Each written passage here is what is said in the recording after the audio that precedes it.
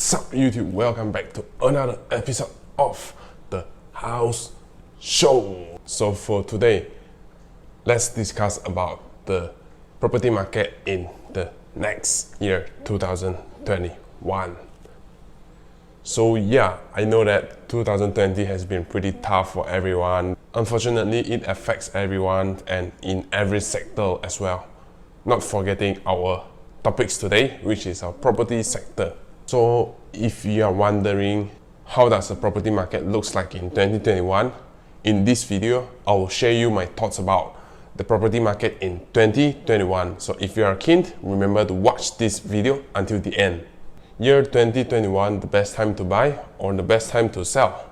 Or what? What is your thought about it?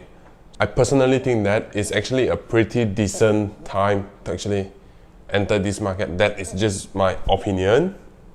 What I am seeing for this entire economy to take off again due to this COVID-19 would actually take a little while before it starts. What I'm actually seeing is due to this COVID, right?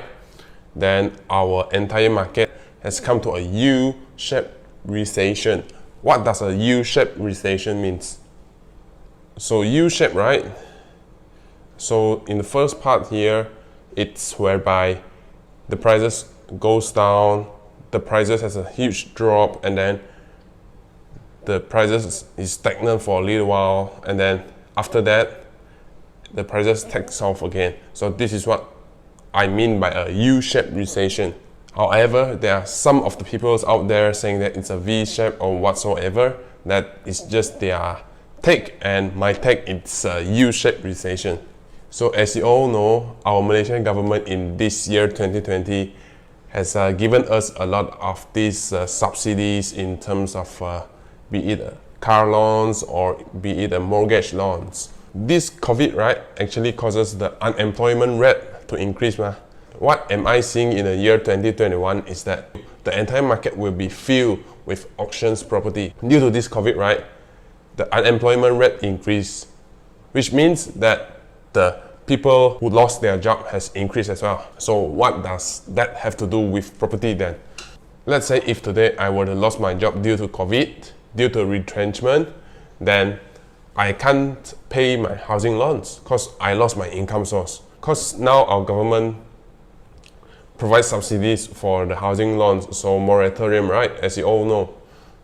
So moratorium means that we don't have to pay our housing loan for that particular 6 months. What if the moratorium ends, right, and yet I still can't get a job to actually finance my house? If I don't have the capabilities to actually pay the banks my housing loans, right, then that is where the banks will actually take back my homes, which is what we call it as the auction property. To add on a little bit on that, if I don't pay my housing loans, right, then it will actually reflect in my secrets as well, which is my credit score. If we are not sure what is actually a credit score yet, I'll insert the links here, remember to check it out. I have mentioned about that we have actually come to a point of a U-shaped recession. What do you think of this U-shaped recession thing? Actually, if you are aware of the entire market at this particular moment, you can realize that the number of new developments, right, compared to back then, it's not that much anymore. And how long does a particular development takes? At least 2 to 3 years, right? So try to imagine this. In these 2-3 years time, there is not much new development coming out in the market. Yet, the size of the population keeps on increasing as time goes. What will it reflect in long term then? What am I seeing is that the supply of this property decreased as the number of new developments has been decreased as well due to COVID. However, our population did not decrease at all. So years later, right, then we will face this shortage of this property. So if, let's say today we are facing a shortage of property, right, then that is where we call it a seller's market. So the seller has more negotiation power compared to the buyers. Putting you into perspective, let's say if today you bought a house in 2020, then in 2025 you still own the house lah. Then if you actually wanted to sell in 2025, then you have numbers of buyers to actually waiting to purchase your house. Why? It's because due to the shortage of a new developments in the market. So if that is actually what happened in 2025, do you think you as the owner has more negotiation power or the seller? What do you think? My take is that of course you has more negotiation power because you are not afraid that you don't get any buyers because everyone is actually snatching your house. To conclude this video, right? So what we can expect in this near future is that the price of the properties will be stagnant for the first few years and then will actually takes off by then. And then the numbers of these so-called auctions property in the market will increase by next year due to the moratorium thing ends.